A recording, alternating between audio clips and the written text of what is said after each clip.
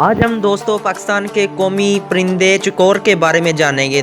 दोस्तों चकोर जो है ये संस्कृत वर्ड है जिसका मीनिंग होता है इंटेंस लव, यानी कि बहुत शिद्दत के साथ प्यार करने वाला। दोस्तों ये क्योंकि प्यार करने वाला परिंदा है, कहा जाता है कि इसको चांद से बहुत लगाव है, बहुत प्यार है, इसी वजह से ये माहवे परवाज़ होते हुए भी चांद की तरफ देखता रहता है। दोस्तों ये परिंदा जो है पाकिस्तान का कौमी परिंदा है और इसके अलावा इराक़ का भी कौमी परिंदा है। ये फैसी इंडिया फैमिली से बिलोंग करता है। इसका कलर जो है वो ग्रे भी हो सकता है, रेड कलर भी हो सकता है। इसी तरह इसके जो एग होते हैं अंडे, उसका भी रेड कलर भी हो सकता है, वाइट भी हो सकता है। दोस्तों इस परिंदे का एवरेज वेट जो है वो 500 ग्राम होता है।